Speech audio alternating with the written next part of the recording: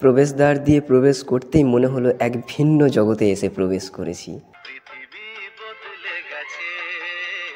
Mysterious একটা land create করা হয়েছে কমিটির দ্বারা।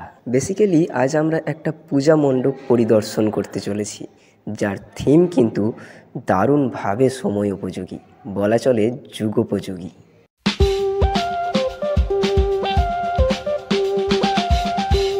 অনেক কিছু আছে, কিন্তু তার আগে দাঁড়াও, আমি একটু মানে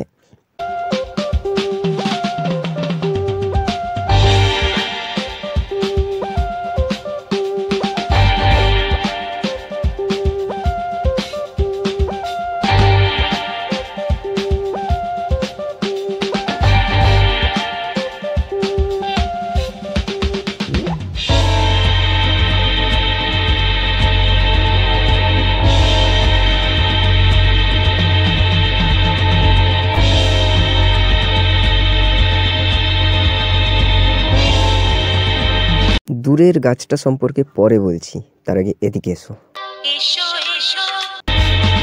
আকাশ ছোঁয়া এক দানব। টিভি ভাঙা, পাখা ভাঙা, চাকা ভাঙাকে জড়ো করে দানবের দাঁড়ানোর জায়গা করা হয়েছে। ভাঙাচোরা পুরনো জিনিস দিয়ে নতুন কিছু।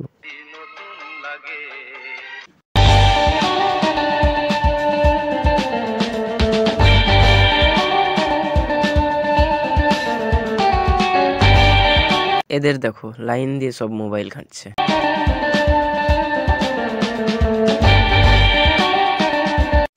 আজকের যুব সমাজ দাঁড়িয়ে বসে শুধু মোবাইল ঘাঁটতেই ব্যস্ত, সেটাই দেখানো হয়েছে।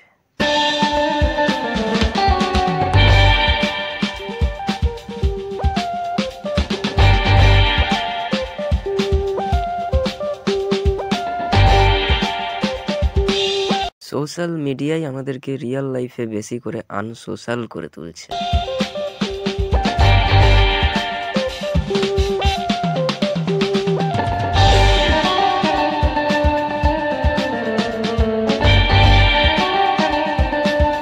এবার গাছতলাটাই আসি। আটকে রয়েছে ঘুড়ি, ঝুলে রয়েছে লাফদড়ি।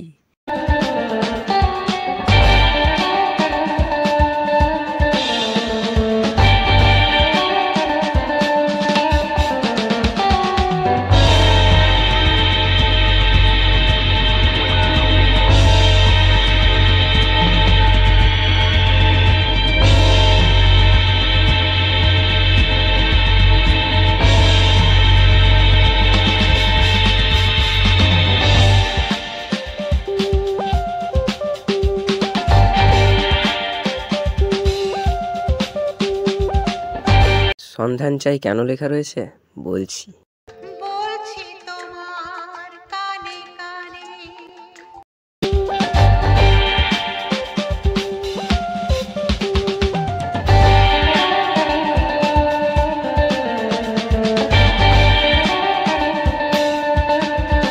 যেন জং ধরে পড়ে আছে সাইকেল ও সাইকেলের রিং।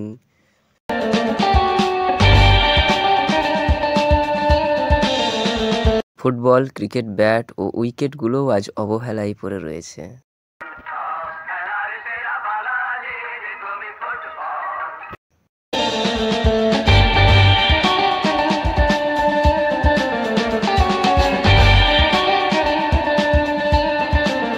ধুলো জমেছে নিউজ পেপার ও ম্যাগাজিনগুলোতে।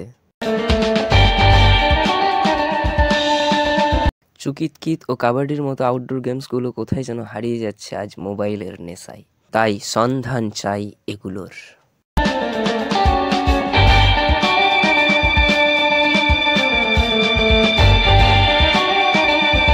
মোবাইল ঠিক এইভাবেই বন্দি করে ফেলছে আমাদের তার ভয়ঙ্কর মায়াজালে।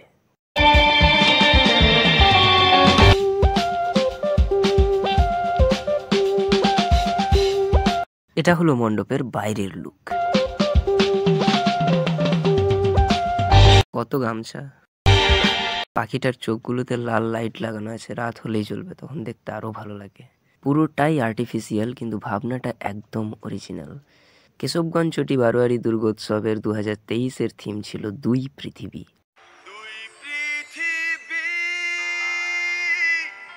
একটা মোবাইলের যান্ত্রিক পৃথিবী আর একটা সত্যিকারের সামাজিক পৃথিবী। তুমি কোনটা নেবে that completely depends only on you.